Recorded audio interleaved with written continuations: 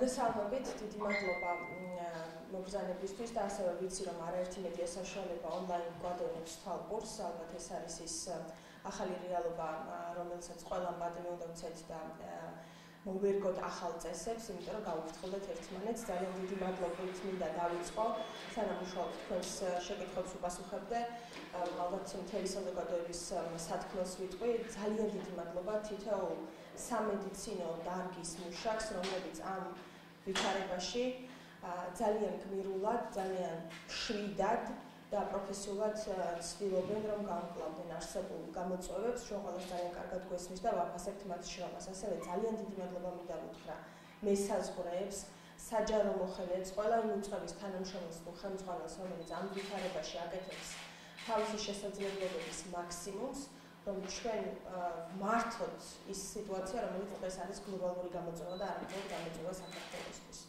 მადლობა მათ, მადლობა თითოეულ ადამიანს, ვინც თავის პროფესიულ და ადამიანურ ვალდებულებას ასრულებს კეთილსინდისიერად და ჯეროვნად ჩვენ ვაფასებთ ამას და საზოგადოება ამას ხედავს და აფასებს. ასევე ძალიან დიდი მადლობა მინდა უთხრა მედიის წარმომადგენლებს, ყოველთვის ასეთ სიტუაციაში, როდესაც საზოგადოებაში არის გარკვეული შიშები, კითხვები და ასე შემდეგ, ძალიან მნიშვნელოვანია, რომ საზოგადოებას დროული და სრულყოფილი ინფორმაცია მიეწოდებოდეს არსებული ვითარების შესახებ. ჟურნალისტები თქვენი ჯანმრთელობის რისკის ფასადაც კი აკეთებთ თქვენს საქმეს ამ ვითარებაშიც, სხვა ვითარებაშიც არაერთხელ გვინახავს და ძალიან დიდი მადლობა მედიებს, რომლებიც ასე თავდადებით და ინტენსიურად მუშაობენ, რომ საზოგადოება არ იყოს ინფორმაციულ ვაკუუმში, რაც ალბათ დამოწმებით, რომ კიდევ უფრო გაართულებდა ჩვენს ვითარებას, რომ არ მოგვეწოდებოდეს ინფორმაცია მის შესახებ, რა ხდება საქართველოში და რა ხდება საქართველოს ფარგლებს გარეთ. ასე რომ მადლობით მინდა და დამეწყო. რაც შეეხება პოლიტიკურ გაერთიანება ლელოს, ჩვენ ისევე როგორც ყველა საზოგადოებრივი სუბიექტი უნდა მოვერგოთ ახალ რეალობას, ჩვენ ამაზე გვქონდა მსჯელობა, იცით რომ ლელო ინტენსიურად ხსნის ახალ სივრცეებს, რომელიც განკუთვნილი არის პირველ რიგში მოქალაქეებისთვის, რომ თითოეულ ოლქში, თითოეულ რეგიონში მათ ჰქონდეთ შესაძლებლობა მოვიდნენ თავიანთ პრობლემებზე გვესაუბრონ, მოისმინონ ლელოს მოდელები, ლელოს ხედვები ამა თუ იმ მიმართულებით და ეს პროცესი ჰქონდა ინტენსიურად დაგეგმილი, თუმცა შექმნილი რისკებიდან გამომდინარე, ჩვენ გარკვეულწილად შევცვალეთ ჩვენი მიდგომა, ჩვენთვის ძალიან ძვირფასია, როგორც თითოეული მოქალაქე, ასევე ჩვენი აქტივისტების, ჩვენი თანამშრომლების ჯანმრთელობა, მაქსიმალურად ვცდილობთ, რომ თავი ავარიდოთ საზოგადოებრივი თავშეყრის ორგანიზებას, სადაც შესაძლებელია და როცა შესაძლებელია სამუშაო რეჟიმშიც და მოქალაქეებთან მიმართებაშიც ჩვენც გადავალთ ონლაინ პლატფორმებზე, რომ ეს არის ვითარება, როდესაც ყველა ერთმანეთს ძალიან უნდა გავუფრთხილდეთ. ეს ვირუსი, რომელიც ასე სწრაფად გავრცელდა და მოედო რამდენიმე ქვეყანას, არ არის მხოლოდ ჯანდაცვის სისტემების გამოცდა. ეს არის საზოგადოების გამოცდა, რამდენად შევძლებთ ჩვენ კონსოლიდირებას ერთი გამოწვევის ირგვლივ, რამდენად შევძლებთ, რომ ერთმანეთს გავუფრთხილდეთ. გასაგებია, რომ გარკვეული თაობის ადამიანები მიეკუთვნებიან მეტად რისკ ჯგუფს და გარკვეული თაობის ნაკლებად, მაგრამ ეს არ გვათავისუფლებს ჩვენ ახალგაზრდა ადამიანებს, ასე ვიტყოდი, პასუხისმგებლობისგან დანარჩენი საზოგადოების წინაშე. ყველა უნდა ვიყოთ ფრთხილად, დავიცვათ ის წესები, რა თქმა უნდა, სიმშვიდე არის ნომერ პირველი და სოლიდარობა, რომელიც ასეთ ვითარებას გადაგვეტანებს და ძალიან დიდი იმედი მაქვს, რომ თითოეული მოქალაქე მოვეკიდებით პასუხისმგებლობით შექმნილ ვითარებას, გავუფრთხილდებით ერთმანეთს და დავეხმარებით იმ უწყებებს, რომლებიც ცდილობენ, რომ ვითარება იყოს კონტროლირებადი და კიდევ ერთხელ მადლობა თითოეულ სამედიცინო მუშაკს და სხვა საჯარო მოხელეებს, რომლებიც ამას აკეთებენ შვიდად, საქმიანად, პროფესიონალურად. მოსახლეობაც მოქალაქეებს უნდა დავეხმაროთ მათ, რომ ეს სიტუაცია იყოს კონტროლის ქვეშ და არ მივიღოთ უფრო მძიმე რეალობა. ამიტომ ლელო ისევე როგორც ნებისმიერი ალბათ პასუხისმგებლიანი მოქალაქე თუ აქტორი ამ რეალობას აცნობიერებს, ერგება, ჩვენ გავაკეთებთ ყველაფერს იმისთვის, რომ დავიცვათ ეს წესები და გავუფრთხილდეთ საზოგადოების თითოეულ წევრს. ჩვენ რამდენიმე დღის განმავლობაში მუდმივად გვქონდა შეთავაზებები და რეკომენდაციები სახელმწიფოს მიმართ, როგორც ჯანდაცვის სფეროში, ასევე ეკონომიკის სფეროში, როგორი ზომების გადადგმა არის აუცილებელი, რომ ვითარება არ დამძიმდეს, იმიტომ რომ ჩვენ გვესმის, რომ პირველ რიგში ვხედავთ სამედიცინო შედეგებს, მაგრამ ასევე კარგად უნდა გვესმოდეს, რომ ამ ვირუსს და მისით გამოწვეულ ახალგან ვითარებებს საზოგადოებაში ექნება არც თუ სახარბიელო ეკონომიკური ეფექტები, ამიტომ სახელმწიფომ გრძელვადიანადაც უნდა დაინახოს ეს გამოწვევები და ყველაფერი გააკეთოს იმისთვის, რომ განსაკუთრებით იმ სექტორებს, როგორც არის მაგალითად ტურიზმი, რომელსაც განსაკუთრებით მიადგება ზიანი შექმნილი ვითარებიდან გამომდინარე, გაუკეთოს შეღავათები, რომ ჩვენი მოქალაქეები არ აღმოჩნდნენ ორმაგად მძიმე ვითარებაში. ჩვენ გვიხარია, რომ შეთავაზებები მოდელი კრიზისის დაძლევის, რომელიც ლელომ გააჟღერა, დღეს უკვე ვნახეთ, რომ მათ ნაწილზე უკვე მთავრობამ დაიწყო მსჯელობა და მიღებულია გადაწყვეტილებები, ჩვენთვის ეს სასიხარულოა. სწორედ ამიტომ ვაკეთებთ შეთავაზებებს და რეკომენდაციებს, რომ ის იყოს გათვალისწინებული და ნამდვილად გვიხარია, რომ ისმენენ ამ შეთავაზებებს და დღეს უკვე კონკრეტული ნაბიჯები ვნახეთ გადადგმული მთავრობის მხრიდან. კიდევ ერთხელ ვიტყვი, რომ ერთიანობა, სოლიდარობა, არა დაპირისპირება, არამედ ერთიანობა და სოლიდარობა არის ის რამაც უნდა გადაგვატანინოს ეს და მსგავსი კრიზისები და იმედია, რომ საზოგადოება ისე როგორც სახელმწიფო ამ გამოცდას ჩავაბარებთ.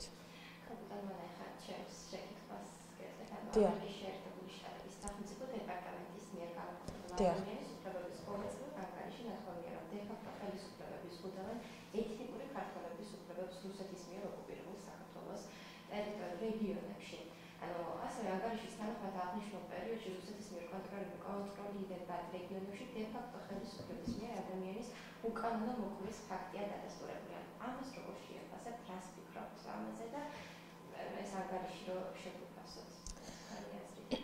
პირველ რიგში ძალიან მნიშვნელოვანია, რომ სახელმწიფო დეპარტამენტის ანგარიში მუდმივად არის ყურადღება მიქცეული ეს არ არის პირველი შემთხვევა, ყოველწლიურად ვეცნობი ამ ანგარიშს და ყოველწლიურად იქ არის საუბარი ადამიანის უფლებების და დემოკრატიის მდგომარეობაზე, როგორც საქართველოს ხელისუფლების მიერ კონტროლირებად ტერიტორიაზე, ასევე იმ ტერიტორიაზე, რომელიც დღეს არის ოკუპირებული და საქართველოს ხელისუფლების დე-ფაქტო კონტროლს მიღმა. ზოგადად ეს ტერიტორიები ვინაიდან არის ჩაკეტილი და იქ არ არის მაინდა-მაინც პლურალისტური არც მედია, არც დემოკრატიის ნიშნები, რთულია ხოლმე იქ არსებული ვითარების შესახებ ზუსტი ინფორმაციის მიღება, ამიტომ განსაკუთრებით ფასობს სწორი მეთოდოლოგიით გაკეთებული შეფასებები, მით უმეტეს, როდესაც ეს არის სახელმწიფო დეპარტამენტის ანგარიში, რაც ნიშნავს იმას, რომ ეს ინფორმაცია მთელ მსოფლიოსთვის არის ყურადსავები. ვითარება რა თქმა უნდა არის რთული, ჩვენ გვაქვს პირადი წყაროებითაც და მსგავსი წყაროებითაც გავრცელებული ინფორმაცია, რომ დიახ, იქ ადამიანის უფლებების მიმართ არ არის მაინც და მაინც ძალების გამოყენება მედიის მიმართ, ანუ ერთ-ერთ ქვეყნებში ამაზეც არის საუბარი, ანუ თქვენთვის ყველაზე მნიშვნელოვანი რა არის და ანუ როგორ ფიქრობთ, რა მდგომარეობაა დღეს ამ ანგარიშის მიხედვით? ყველაზე მნიშვნელოვანი არის ის, რომ საქართველოს ტერიტორიული მთლიანობა აღდგეს და მთელი საქართველოს ტერიტორიაზე მაღალი ხარისხით იყოს დაცული დემოკრატიული პრინციპები, სამართლის უზენაესობა და ადამიანის უფლებები. მანამ სანამ ჩვენ ამას მივაღწევთ, რაც არის ჩვენი ერთიანი ეროვნული მიზანი, რომ საქართველოს იყოს ერთიანი და ძლიერი სახელმწიფო, რასაკვირველია ჩვენთვის მნიშვნელოვანია ვიცოდეთ რა ხდება იმ ტერიტორიაზე, რომელსაც ახლა ფაქტობრივად საქართველოს ხელისუფლება ვერ აკონტროლებს და ეს ინფორმაციები გამოვიყენოთ ეფექტურად იმისთვის, რომ ყველა საერთაშორისო პლატფორმაზე ეს საკითხები იყოს ჯეროვნად დასმული, იმიტომ რომ ჩვენი მოქალაქეები, თანამოქალაქეები, იქნებიან ესენი ეთნიკურად ქართველები თუ ეთნიკურად არაქართველები, ჩვენი თანამოქალაქეები, რომლებიც ცხოვრობენ დღეს საქართველოს ხელისუფლების მიერ არაკონტროლირებად ტერიტორიაზე, მათი ადამიანის უფლებები ირღვევა, ამის შესახებ ჩვენ ძალიან ბევრი ინფორმაცია და წყარო გვაქვს და ეს ანგარიშიც ამას ადასტურებს და საქართველოს ხელისუფლება მოვალეა, რომ ეს ინფორმაცია მუდმივად იყოს მსოფლიოს შესაბამის ფორმატებში ძალიან მაღალი ყურადღების ღირსი.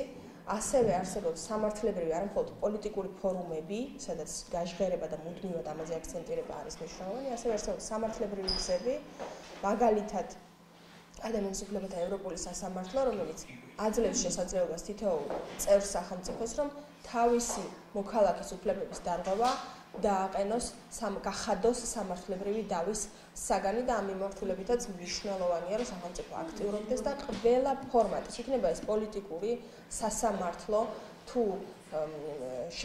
შერიგების და მშვიდობის ფორმატები ყველგან აყენებდეს ამ ადამიანების უფლებების დარღვევის და მათი საჭიროებების და მათი პრობლემების საკითხს და ეს არ იყოს მივიწყებული. სასამართლოს დამოუკიდებლობის საკითხის ასევე ლაპარაკია ამასთან დაკავშირებით ის საკითხში უნდა იყოს აღსწორებული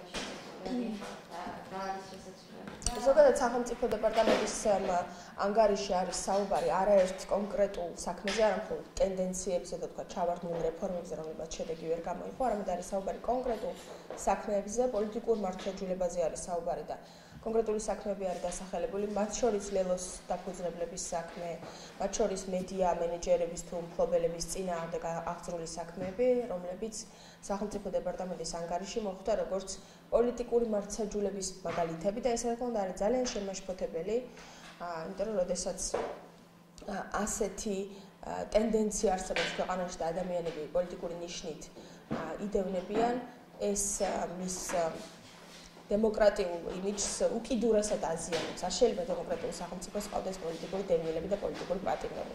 ეს 21 საუკუნეში არის მიუღებელი. რაც შეეხება სისტემურად სასამართლოს, ჩვენ არაერთხელ გითქვამს, რომ სამწუხაროდ ქართულმა ოცნებამ, რომელმაც გადმოიბარა უსამართლო სასამართლოს საათივით აწყობილი სისტემა წინა ხელისუფლებისგან, არათუ რეფორმირება არ გააკეთა ამ სისტემის და განახლება, რომელიც იყო მისი დაპირება, რომელიც იყო ძალიან მნიშვნელოვანი სასამართლოსთვის და თითოეული ამ ქვეყნის მოქალაქისთვის, არამედ აი ეს უსამართლო სასამართლო კიდევ უფრო გაამყარა და გააძლიერა გულისხმობ ეგრეთ წოდებული რეფორმების იმ სამ ტალღას, რომელმაც სასამართლოს მიანიჭა არა თავისუფლება და არა შესაძლებლობა, რომ სასამართლოში კომპეტენტური და კეთილსინისერი კადრები დაწინაურებულიყვნენ სისტემის შიგნიდან და გარედან შესულიყვნენ ახალი ადამიანები, რომლებსაც ცოდნაც აქვთ გამოცდილებას და პრინციპულობაც, არამედ სასამართლო ყველაფერი გააკეთა იმისთვის, რომ სასამართლო ბოლომდე აღმოჩენილიყო კლანის ხელში, რომელიც არ აძლევს ამ სისტემას შესაძლებლობას, რომ მან ადამიანებისთვის სამართალი შექმნას. სრულიად პირიქით, ეს არის მანქანა, რომელიც როგორც კი დასჭირდება ხელისუფლებას და ეს ჩვენ კარგად ვნახეთ 21 ივნისის მოვლენების საფასუხოდ, როგორც კი დასჭირდა ხელისუფლებას, ეს გადაიქცა ქარხნად, რომელიც გახსოვთ თქვენ ათეულობით აქტივისტს ღამის საათებში ერთობლივობაში უტარებდნენ პროცესს და თვითონაც სჭირდნენისთვის ერთადერთი იმისთვის, რომ ადამიანებიშვიდნენ, იცავდნენ სამშობლოს ინტერესებს და აპროტესტებდნენ ის შემთხვევაში გავლენის ჩამოსვლას, სხვა შემთხვევაში დარბევას, დემონსტრაციისა და ასე შემდეგ. სიტყვისა და გამოხატვის თავისუფლებისთვის ათობით ადამიანი ამ ზაფხულის პერიოდში ამ სასამართლომ დასაჯა, ზოგი პატიმრობით, ზოგი ძალიან მძიმე სანქციით. ამას ერთად როგორც გითხარით, გვაქვს კვეთრად გამოხატული პოლიტიკურად მოტივირებული საქმეები, პოლიტიკური პარტიების, მედია საშუალებების ხელმძღვანელების მიმართ პოლიტიკურად მოტივირებული დევნის, ზოგი პროკურატურის ეტაპზე, ზოგი სასამართლოს ეტაპზე. როდესაც შედეგი არის ასეთი, ეს ნიშნავს იმას, რომ სასამართლოს სამივე ტალღა იყო უსუსული. აქვე მე გავაკეთებ განმარტებას, რომ მაგალითად მე როცა სამოქალაქო საზოგადოების წარმომადგენელი გახდით და სამოქალაქო სექტორში ვიყავი, პირველ ტალღას ჩვენ მივესალმებოდით და პირველი ტალღა ის იყო ცვლილებები, რომელიც ერთწმინდად არასამთავრობო ორგანიზაციების რეკომენდაციების საფუძველზე გაატარა ხელისუფლება. მეორე ტალღაში იყო პრობლემა, მესამე ტალღაში იყო უკიდურესად პრობლემა. ეს დეტალებისთვის, მაგრამ საერთო ჯამში ეს ხელისუფლება სამი რეფორმის ტალღაში გატარებული და შედეგად იღებს პოლიტიკურად მოტივირებულ საქმეებს და სასამართლოს, რომელიც აქტივისტებს ებრძვის, თორემ დანაშაულს ებრძოდეს, კორუფციას ებრძოდეს, უკანონო გადაწყვეტილებებს ებრძოდეს ხელისუფლების, ეს ნიშნავს, რომ ეს ტალღები ჩაფლავდა, ეს ნიშნავს, რომ ამ რეფორმამ თავის მიზანს ვერ მიაღწია. ახლა ისმის კითხვა, რატომ ვერ მიაღწია ამ რეფორმამ თავის მიზანს? არასწორად დაიგეგმა ეს რეფორმა, თუ არასდროს ეს რეფორმა სინამდვილეში იმ ადამიანების მხრიდან ის რომ ქვეყანას მართავენ და ვიცით რომ ქვეყანას ძირითადად მართავს ერთი ადამიანი და მნიშვნელოვან გადაწყვეტილებებს ერთი ადამიანი იღებს. და არა სახელმწიფო ინსტიტუტები, რა იყო მისი განზრახვა. ანუ კარგი განზრახვით დაიწყო ეს რეფორმები და ცუდი შედეგები დადგა შემთხვევით, თუ მას არასდროს არ ქონია განზრახვა, რომ სასამართლო გაეთავისუფლებინა და ეს რეფორმებიც მოერგო ზუსტად ამ განზრახულობას. პასუხი არის მეორე. არასდროს არ იყო მოტივი რეალური ამ რეფორმებისა ის, რომ სასამართლო გათავისუფლებულიყო. აქ ბევრი ადამიანი იყო ამ რეფორმებში ჩართული და შეიძლება ზოგმა მათგანო თქვას, რომ მე კეთილსინდისერად ვაკეთებდი ჩემს საქმეს, კი ბატონო, მაგრამ ისინი არ იყვნენ გადაწყვეტილების მიმღებები. და ის ვინც იყო გადაწყვეტილების მიმღები, ის მიზნად არ ისახავდა სასამართლოს გათავისუფლებას. იმიტომ რომ მან ძალიან კარგად იცოდა, რომ სასამართლოს დამოუკიდებელი სასამართლოს შექმნა მისი მმართველობის ოლიგარქიულ სტილს შეუქმნა ძალიან სერიოზულ გამოწვევებს. ამიტომ რეალობა არის ასეთი, სასამართლო რეფორმა ჩაფლავდა და ჩაფლავდა იმიტომ, რომ მათი მიზანი არ ყოფილა სასამართლოს გათავისუფლება. მათი მიზანი იყო სასამართლოში კლანის გაბატონება, ერთის მხრივ და მეორეს მხრივ ხელისუფლებისადმი მორჩილი სასამართლო სისტემის მიღება. და ეს შედეგი, ეს არის ასახული სახელმწიფო დეპარტამენტის ანგარიშშიც და სახელმწიფო დეპარტამენტის ანგარიშის გარეშეც ჩვენ შეგვიძლია ამაზე ვიმსჯელოთ. მარჯვნივ გავიხედავთ მურუსიძეს ხედავთ და მარცხნივ გამოვიხედავთ ეხლა უკვე ნინო ქადაგიძეს ხედავთ, რომელიც არის სახე უბრალოდ ჩინჩალაძის კლანის. ის არ არის დამოუკიდებელი ფიგურა, მთელი მისი ბიოგრაფია ამას ადასტურებს, მისი გასაუბრება პარლამენტში ამას ადასტურებს, რომ ვერანაირ პრობლემას ის სასამართლო სისტემაში ვერ წარსულში და ვერ ამ ხელისუფლების პირობებში ვერ ხედავდა და არ აღიარებდა მარაჯანს აყვითარებას, რომელიც იყო. რა შეგამოსალა? არაფერს ცვლილებას არ მივიღებთ, უბრალოდ ისინი მოერიდნენ ძალიან დიდ რეპუტაციულ ზიანს, რომელიც რა თქმა უნდა თადუმაძეს აქვს, ახლავს თან გარდა მისი დიპლომის ეპიზოდისა, მისი კვალიფიკაცია და ფორმალური კვალიფიკაცია და შესაბამისობა კანონთან დადგა კითხვის ნიშნის ქვეშ. მეორე ძალიან სერიოზული პრობლემა აქვს თადუმაძეს, ის თავარი პროკურორობის დროს პოლიტიკურად მოტივირებული საქმეების პროკურორი იყო. და ხელს აწერდა საბრალდებო დასკვნებს, რომლებიც ცალსახად დღეს უკვე შეფასებულია როგორც პოლიტიკური დევნა. ზოგიერთი დახვდა მას მემკვიდრეობით, ზოგიერთი მის პერიოდში დაიწყო. არც ერთი საზოგადოებრივად გახმაურებული და მნიშვნელოვანი საქმე ამ ადამიანის პროკურორობის დროს არ გამოძიებულა და არ მისულა ლოგიკურ დასასრულამდე. პირიქით, მაგალითად ია კერძაიას საქმე, რომელიც ასევე მოხსენებული არის ამ ანგარიშში.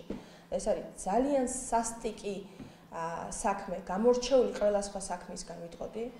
იმიტომ რომ საარჩევნო მიზნებს და ერთი კონკრეტული პარტიის გამარჯვებას ადამიანის სიცოცხლე შეეწირა და შეეწირა მიზანმიმართულად და ახლა ამაზე უფრო მძიმე მე არ ვიცი რა შეიძლება მოხდეს საარჩევნო პერიოდში და ამ საქმის გამოძიების მაგალითად გახსოვთ თქვენ რომ საქმეზე გამოძიება შეწყვიტეს.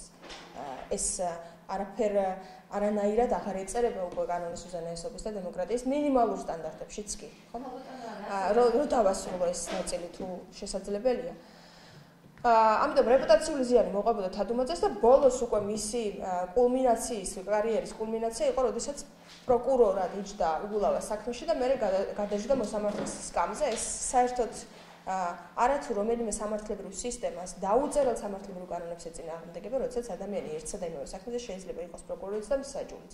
ამიტომ რეპუტაციული ზიანი ძალიან დიდი მოყვებოდა თადუმაძის დანიშვნას და მოძებნეს ადამიანი, რომელსაც საზოგადოება ნაკლებად იცნობს შედარებით, მისი სახელდაგვარი ნაკლებად არის რეპუტაციულ ზიანთან დაკავშირებული, მაგრამ პროფესიული წრეებისთვის და იმ ადამიანებისთვის, ვინც სასამართლო კარგად ვიცით, კარგად არის ნაცნობი, რომ ქადაგიძე არის ჩინჩალაძის გარემოცვის წევრი, მისი დასაყრდენი, მისთვის საიმედო და ერთგული ადამიანი.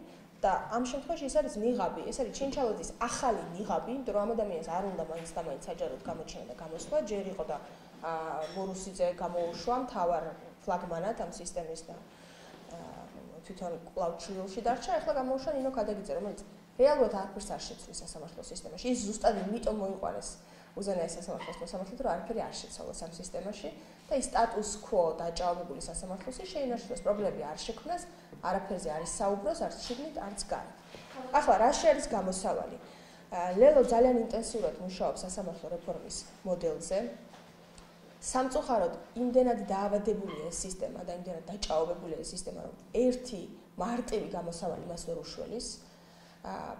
მოდელი, რომელსაც ჩვენ წარმოვადგენთ და საზოგადოებას მალე გავაცნობთ, იქნება კომპლექსური მოდელი, იმიტომ რომ როგორც ადამიანის ორგანიზმში, როდესაც მოდებული არის დაავადება, მას ვერ უშველის ოპერაცია მხოლოდ თითზე, ან ფეხზე, ან ცხვირზე, ასე ვერ უშველის სასამართლო სისტემას ფრაგმენტული გადაწყვეტებები. აქ არის კომპლექსური ქირურგიული ოპერაცია, არ მომერიდები ამ გამოთქვას ჩასატარებელი და ეს არის გასაკეთებელი, რა თქმა უნდა, ძალიან გააზრებულად, სწორად. აქ დარწმუნებული ვარ, რომ ჩვენ ინტენსიურად დაგვჭირდება და ლელოს მოდელში გათვალისწინებული არის თანამშრომლობა საერთაშორისო ინსტიტუციებთან და საერთაშორისო ექსპერტებთან, რომ ჩვენ გავითვალისწინოთ სხვა ქვეყნების როგორც კარგი, ასევე ცუდი გამოცდილებები და არ გავიმეოროთ ის საფრთხეები და რისკები, რომლებიც სხვა ქვეყნებმა გამოსცადეს, როდესაც სასამართლოს რეფორმირებას აკეთებდნენ, მაგრამ ფუნდამენტური ცვლილებების გარეშე ჩვენი სასამართლო სისტემა ვერ გაჯანსაღდება. ამ მიმართულებით ლელოს მოდელს ვამუშავებთ ბევრი ადამიანის ჩართულობით, ვეცნობით ყველა მოსაზრებას, რომელიც ქვეყნის შიგნით თუ ქვეყნის გარეთ ავტორიტეტულ ექსპერტებს თუ ორგანიზაციებს აქვთ ამ პერიოდამდე შექმნილი ჩვენი მოსაზრებებიც გვაქვს, ანუ იმ ადამიანებს, რომლებიც კარგად ვიცნობთ სასამართლო სისტემას და დღეს ვართ ლელოში და ამ სასამართლო რეფორმის ლელოს მოდეს ძალიან მალე გავაცნობთ ფართო საზოგადოებას, ექსპერტულ წრეებს, ყველა იმ დაინტერესებულ ადამიანს, რომელსაც გულწრფელად უნდა რომ სასამართლო გახდეს თავისუფალი. ალბათ ასევე ანგარიშის ერთ-ერთ თავში საუბარი არის არასამთავრობო ორგანიზაციების შეშფოთებაზე პოლიტიკურად მოტივირებული დევნით, მათ შორის TBC ბანკის დამფუძნებლებსა და მედიის მოპოვების მიმართ და ამის შესახებ რა გქონდა? ჩვენ ძალიან დიდი ხანია ვამბობთ, რომ საქმე, რომელიც TBC ბანკის დამფუძნებლების ახლა უკვე ლელოს ლიდერების წინააღმდეგ დაიწყო პროკურატურამ, იყო აბსოლუტურად მოკლებული სამართლებრივ საფუძველს.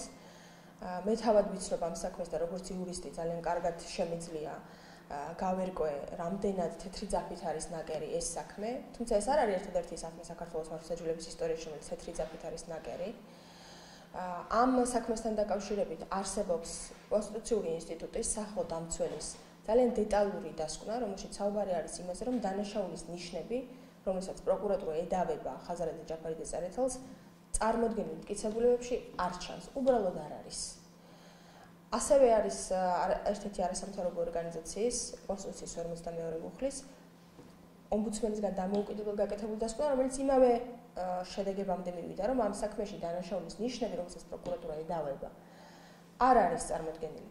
მე ვესწრებოდი არაერთ პროცესს, გახსოვთ თქვენ, რომ საოცარი სისწრაფით ჩაენიშნა პროცესები ამ საქმეზე. ესეც იყო ერთ-ერთი მიმანიშნებელი პოლიტიკური მოტივაციისა. იმ პირობებში, როდესაც ათობით მოქალაქე ელოდება თავის საქმის განხილვას სასამართლოში წლობით იწელება, უცებ ვნახეთ, რომ ხაზარაძე ჯაფარიძე წერეთლის საქმისთვის ძალიან მოიცალა სასამართლომ და ყოველ მეორე დღეს ეს ადამიანები სასამართლოში იყვნენ დაბარებულები. როდესაც ვესწრებოდი სასამართლო პროცესებს, გახსოვთ თქვენ ეს გავრცელებული ფრაზა ამ საქმესთან დაკავშირებით, რომ ამ საქმეს არ ყავს დაზარალებული და არ ყავს მომჩივანი. მე მეცაც გეტყვით, ამ საქმეს მოწმეც არ ყავს, იმიტომ რომ რამდენიმე 10-ზე მეტი მოწმე, რომელიც დაკითხვაც მოსამართლემ მოასწრო ამ პერიოდის განმავლობაში და უშუალოდ ვიყავი შემსწრე ამ პროცესისა, როდესაც მათ უსვამდნენ კითხვებს, მათ შორის ეროვნული ბანკის თანამშრომლებს, რომელმაც შეამოწმეს სადაო ტრანზაქცია და უსვამდნენ კითხვებს, რომ თქვენ ნახეთ ამ საქმეში ფულის გათეთრება, ისინი ღიად ამბობდნენ, რომ ტყუილს ხო ვერ იტყოდნენ სასამართლოს წინაშე, ისინი ღიად ამბობდნენ, რომ არა, ამ საქმეში ჩვენ ფულის გათეთრება არ დაგვინახავს. არც დაზარალებული ყავს, არც მომჩივანი, არც მოწმე ამ საქმეს და პროკურატურა მის სასამართლოში მაინც წაიღო.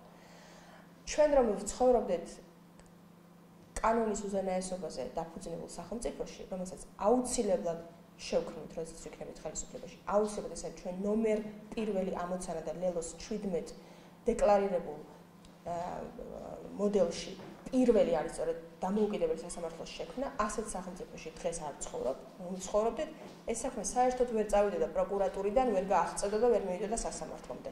და თუ მაინც მიაღწევდა სასამართლო პირველ სხდომაზე შეწყვეტდა საფუძვლის არარსებობის გამო. მაგრამ ხედავთ, რომ ესე არ მოხდა და ზუსტად ამიტომ ამ ანგარიშიც, ბევრ სხვა ანგარიშიც ეს საქმე მოხდება, როგორც პოლიტიკურად მოტივირებული, იმიტომ რომ ასე არის, მას სამართლებრივი საფუძველი არ გააჩნია. როდესაც საქმეს არ გააჩნია სამართლებრივი საფუძველი, რა თქმა უნდა, რჩება ერთადერთი პასუხი. რა არის მოტივი? მოტივი არის პოლიტიკური. აგრეთვე ბოლოს გადავიდეთ საარჩევნო სისტემის საკითხზე, უკვე დარეგისტრირებული არის პარლამენტში კანონის პროექტი, დაინიცირებული არის და ის რაზეც შედგა შეთანხმება 120-30-ზე 1%-იანი ბარიერი, 2%-იანი ეგრეთ წოდებული ჩანკეტი. რას შეცვლის ეს პოლიტიკურ რეალობაში, რა შანსებს აჩენს პარტიებისთვის, როგორც ოპოზიციური ის ხელისუფლებისთვის და როგორ აფასებთ თქვენ ამ მიღწეულ შეთანხმებას ეს ხდება? პირველ რიგში რასაკვირველია, კარგია რომ ეს შეთანხმება შედგა. მაგრამ ვარ თუ არა კმაყოფილი ამ შეთანხმებით, არა ვარ კმაყოფილი ამ შეთანხმებით. არა ვარ კმაყოფილი იმ პირობებში, როდესაც ეს არის ძალიან დაბალი სტანდარტი იმისთვის, რომ პოლიტიკოსი და პოლიტიკური სუბიექტები ვიყოთ კმაყოფილები. კმაყოფილი ვიქნები მაშინ, როდესაც აღარ ვიცხოვრებთ ისეთ სახელმწიფოში, სადაც ყოველი დღე ადამიანებისთვის არის ბრძოლის ველი. ეკონომიკური გადარჩენისთვის, სოციალური გადარჩენისთვის, ემოციურად რო გაუძლოს იმ სტრესებს და იმ გაურკვევლობებს და იმ არასტაბილურ გარემოს, რომელიც ჩვენ ქვეყანაში არის შექმნილი. მაშინ ვიქნებით კმაყოფილება, როდესაც შევძლებთ, რომ ჩვენი ხედვები, ჩვენი მოდელები, ჩვენი გამოსავლები პრაქტიკაში დავნერგოთ და ადამიანებმა ამოისუნთქონ. მაგრამ ამ შეთანხმებას რაც შეეხება, რატომ არის ის მნიშვნელოვანი? ის მნიშვნელოვანი არის იმიტომ, რომ მან გახსნა გარკვეულწილად ჩაკეტილი ჩიხური სიტუაცია, რომელიც მეტ შანსს ქმნის იმისთვის, რომ სწორედ მოხდეს ეს გარღვევა ნორმალიზებული საარჩევნო გარემოს და უფრო სამართლიანი ვიდრე ადრე ქონდა საარჩევნო სისტემის პირობებში, საზოგადოებამ თავისი სათქმელი თქვას არჩევნებამდე და ეს სათქმელი არ დაიკარგოს, ვიღაცამ კი არ მოიპაროს, ვიღაცამ კი არ მიითვისოს. სამართლიანად აისახოს მოსახლეობის განწყობები პოლიტიკოსების მიმართ პარლამენტში და ყველა მივიღოთ იმდენი, რამდენსაც მოსახლეობა ნდობას გამოგვიცხადებს და როგორღაც უკვე სწრაფად გადავიდეთ საქმის კეთებაზე. ჩვენ გვჭირდება საქმის კეთება. თითოეული დღე, რომელიც იკარგება, აი ამაში, რომ სამართლიანი სისტემა რა უნდა ქონდეს ქვეყანას, ამაზე რამდენი ხანი დაგვჭირდა ბრძოლა, ადამიანებს ჯანმრთელობის ფასად დაუჭრეთ ეს ბრძოლა, ვიცით ჩვენ ეს ამბავი და ვერ მოვახერხეთ ქართველებმა ერთმანეთთან დაგველაპარაკა ელემენტარულზე უცხოელი მეგობრების დახმარების გარეშე. რა თქმა უნდა, ძალიან დიდი მადლობა ჩვენს უცხოელ მეგობრებს, მაგრამ ეს ჩვენ არ უნდა გვჭირდებოდეს. მე მირჩევნია და მივალთ ჩვენ ამ ეტაპამდე გარანტიას გაძლევთ, როდესაც ჩვენ უცხოელ მეგობრებს, ექსპერტებს, სხვა ქვეყნის წარმომადგენლებს ვთხოვთ, რომ მოვიდნენ და დაგვეხმარონ იმაში, უკეთესად როგორ ავაშენოთ ეს ქვეყანა და არა იმაში და იმაზე ძიძგილაობაში, რომ ასეთი უნდა იყოს საარჩევნო სისტემა თუ ისეთი, როდესაც მთელ მსოფლიოში დახმებულია, როგორი უნდა იყოს ეს საარჩევნო სისტემა. რა თქმა უნდა, მიხარია, რომ საბოლოოდ იქნა აღიარებული, რომ ის სისტემა, რომელიც აქამდე ქონდა, არის უსამართლო და ის, რასაც ოპოზიცია ითხოვდა და რაც იყო ოპოზიციისთვის პრინციპული ამაზე ხელისუფლება დათანხმდა, ისევ და ისევ უცხოელი პარტნიორების ჩართულობის, აქტიური ჩართულობის შედეგად. მაგრამ კიდევ ერთხელ ვიტყვი, დღეს კმაყოფილი არ ვარ. კმაყოფილი ვიქნები მაშინ, როდესაც ამ საარჩევნო სისტემით შედგება სამართლიანი არჩევნები და ჩვენ შევძლებთ, რომ გადავიდეთ საქმის კეთებაზე, იმიტომ რომ არც ერთი დღე საქართველოს არ აქვს დასაკარგი. ძალიან მოკლედ ვთქვათ, მოგვიყვის რაოდენობასთან დაკავშირებით 30 ოლქი დაასახელა პარლამენტის თავმჯდომარემ, 7 თბილისში და დანარჩენი რეგიონებში და ამ კუთხით როგორ უყურებთ რამდენიც ეთანხმებით აი ამ დაწესებულ სლავსას. ჩემს ხელთ არსებული ინფორმაციით ოლქების საკითხი გარკვეულწილად შეიძლება გამხდარიყო პრობლემა, იმიტომ რომ მხოლოდ ოლქების რაოდენობა არ არის მნიშვნელოვანი, თანაბრობა უნდა იყოს ოლქების მიღწეული, მაგრამ ბოლო ინფორმაცია რაც მაქვს ამოლაპარაკებების შედეგად, აქაც მეტნაკლებად თანაბრად არის გადანაწილებული ოლქები. მნიშვნელოვანია, რომ ეს შეთანხმება მისი ორივე ნაწილი, რომელიც ოპოზიციასა და ხელისუფლებას შორის შედგა, იყოს დაცული, ნორმალურად ჩატარდეს საარჩევნო პროცესი და საქართველოს მოქალაქეებმა შედეგად მიიღონ მათი ნების გამომხატველი პარლამენტი, რომელიც მათივე ნებას გაატარებს პრაქტიკაში. დიდი მადლობა თქვენ.